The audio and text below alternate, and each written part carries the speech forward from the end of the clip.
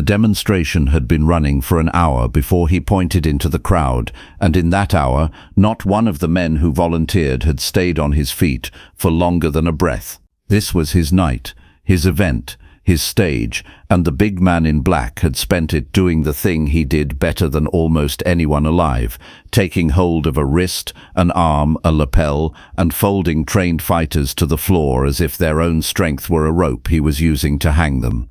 Then he stopped and scanned the arena, and his eyes settled on a slight man sitting quietly in a good seat near the front, and he raised one arm and pointed. "You, Steven Seagal," said, and 3,000 people turned to look.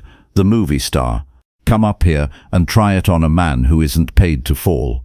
The small man looked back at him for a moment without any particular expression, and the arena buzzed because everyone knew the face even if the master was pretending not to, and everyone understood that something was about to happen that was not on the program. To understand why that invitation was a mistake, you have to understand the man giving it, because he was not a fraud, and this story does not work if you imagine one. He was the real thing, and that was the whole danger of him.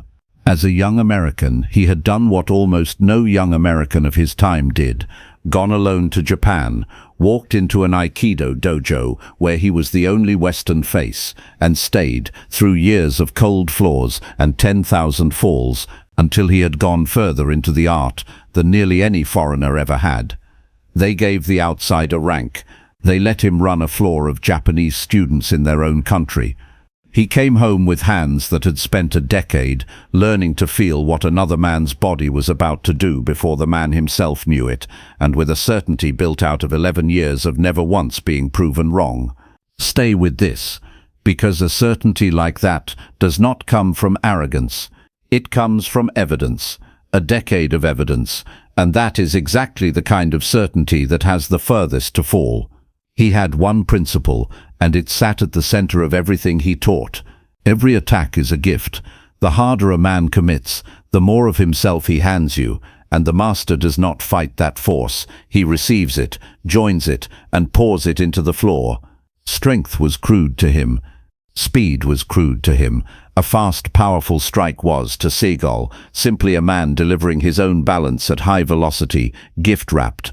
He had proven it on hundreds of partners, and he had come to believe there was no exception anywhere. So when the promoters put on this exhibition and filled an arena with people who wanted to see the famous Aikido master work, he agreed, and he decided in advance how the evening would end, with him having demonstrated on live bodies that everything the crowd thought it knew about fighting was theater. There is a word Aikido treats with real reverence, though he did not say it into the microphone that night. The center, not the belly. Exactly, the place a man's balance actually lives. The single point that once taken takes the whole man with it. Every serious student spends a lifetime learning to steal another man's center and to never ever surrender his own. For 11 years, Steven Seagal had stolen it from everyone and given it up to no one. Keep that word. It is the whole story. I ran the sound that night. I was up in the booth with a clear line down onto that stage, and I want to tell you, I have mixed a lot of rooms, and I know the exact second a crowd turns. I heard it turn twice in about a minute. I never heard that before. The small man he had pointed at was, that year, not the legend the world would later know. The television show that had made his face famous had been cancelled out from under him that spring. The film offers had gone quiet. Half the country still knew him, only as a sidekick from a show nobody watched anymore. He had come to the exhibition as a guest, to watch, sitting quietly, applauding politely, exactly the kind of self-contained man who does not seem to need anyone's approval, which is precisely the kind of man a certain sort of showman cannot leave alone. So the master pointed and called him a movie star and told him to come and be shown what real was, in front of 3,000 people. The small man did not bristle. He smiled, and he stood, and he came, and stay with this, because the ease of it should have warned the master, and did not. A man who walks toward a challenge that relaxed is either a fool or is carrying something the room cannot see. This one was not a fool. He came up the steps and onto the stage, and the master did the thing that opened the whole evening. He gestured almost kindly to the folding chair he had been using all night to seat his demonstrations, an invitation to sit and be taught.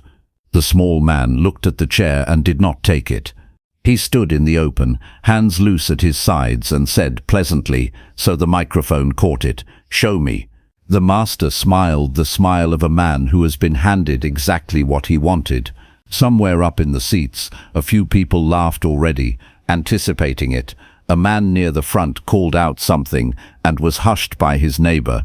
The master talked as he moved, playing to the room, explaining that he would not need to strike, that harm was a failure of skill, that he would simply take this gentleman's balance and lay him down, because that is what the art does to men who have only ever performed.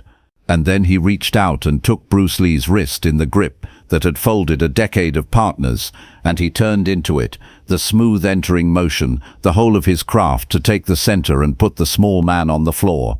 And here is the first thing worth staying for, because for 1 full second it worked exactly the way he promised it would.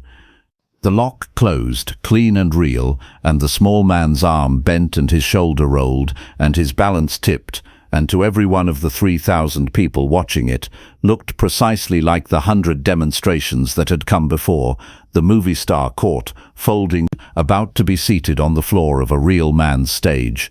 Somebody laughed. Then a whole section, then the floor, then the arena, 3,000 people laughing, because the famous fighter had been taken like anyone else in a single second by a man who had told them he would. The master rode the laughter. He had made his point. He began generously to lower the small man down. Except the small man was not falling. He was going with it. This is the thing the master felt a half second before anyone else understood it. The thing that changed his face first. The body he had locked was not resisting him, and resistance was what his entire art fed on. He needed the force pushing back so he could turn it. He needed the man to fight the lock, so the fight could be poured into the ground. And there was nothing. The small man had given him the one thing Aikido has no answer for. He had given him no gift at all. He flowed exactly where the lock sent him, offered it no strength to borrow, no center to catch, so that the master's beautiful technique closed on a wrist and found, attached to it, no man to throw, like a fisherman setting a hook hard into water and feeling it come back weightless. And here is the word to remember, the one the master lived by, the center. For 11 years he had taken everyone's and surrendered his own to no one. But a throw is a thing you commit your center to. You have to lean your own balance into a man to take his.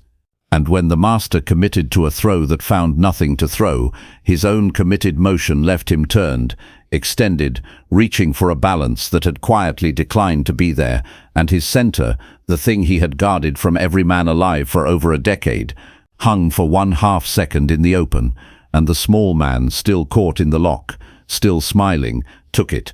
He did not wrench free, and he did not strike.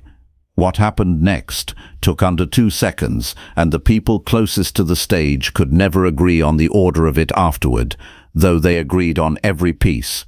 He stepped low, small, precise, into the exact line the master had opened by committing to his own throw. His near palm found the master's hip. His other hand, the one still trapped in the lock, stopped being trapped and became a guide, resting on the shoulder that was already leaning. And he turned the master's own entering motion a few degrees further than the master had meant it to travel. It was Aikido. It was the master's own principle, run backward through the master's own body, receive the force, add to it, pour it into the floor, except the force was Seagal's, and the floor was where Seagal went. The grip on Bruce Lee's wrist opened because the hand that held it was suddenly busy falling, and Seagal, who had not been off his feet in front of another human being in 11 years, went down onto the boards of his own stage, not struck, not hurt, simply set there, by his own committed weight arriving at a center that had been turned a hand's width past where he could stand on it. The arena did not laugh this time. Stay with this, because the silence that dropped over 3,000 people was the loudest thing in the building, the sound of a whole room that had laughed 1 second ago, realizing it had laughed at the wrong man. Up in the booth, the sound man took his hands off the board. Down front, a karate teacher who had spent 20 years calling Aikido a dance rose halfway out of his seat with his hand over his mouth. And on the floor, propped on one arm, the master stared up at the small man with an expression no one on his stage had ever seen him wear, because it was the expression of a man discovering at 40 that the one thing he had built his life on had an exception in it, and the exception was standing over him with an open hand.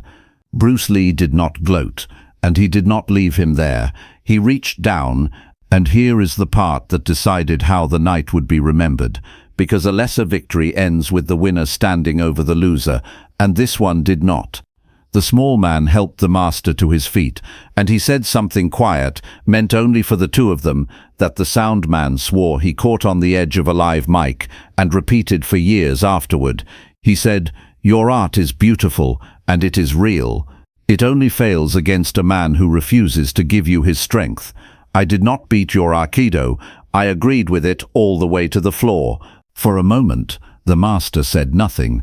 He straightened his jacket. He looked at the small man and at the 3,000 people who had come to watch him prove that the famous fighter was a fraud, and he understood exactly where he stood and had the rare kind of greatness it takes to stand there honestly. And then, in front of all of them, the man who had pointed into the crowd and called another man a paid actor bowed deep and slow, and without anyone asking him to, because he had lost cleanly in his own house, and he was too real a martial artist to pretend otherwise. And that was when the arena came apart. Not for the throw, for the bow. 3,000 people rose to their feet at once, and the sound of it, the sound man said, was not the sound of a crowd enjoying a beating. It was the sound of a crowd that had walked in believing one thing and would walk out believing another. I have mixed rooms for winners and rooms for losers, and they do not sound alike. That night sounded like neither. It sounded like a whole building being taught something at the same time. I still hear it. Seagal never spoke against the small man after that night. The people around him said he came home changed in a way that showed on his floor that he began to teach a harder truth to his own students, that the greatest danger is not the man who attacks you, but the man who refuses to, because you cannot turn a force that was never offered. He had spent 11 years certain that every attack was a gift. A small man had taught him, in 1 second on a stage, that the deadliest opponent is the one who brings no gift at all. Bruce Lee rarely mentioned it. Years later, asked about the men who had challenged him in public, he was quiet a while, and then he said only this: "A strong man tried to use my force against me, and I gave him none to use. Water has no strength for the stone to break, and no shape for the stone to catch. It does not fight the stone. It simply refuses to be anything the stone can hold, and in time, it is the stone that is worn away, and the water that is still there.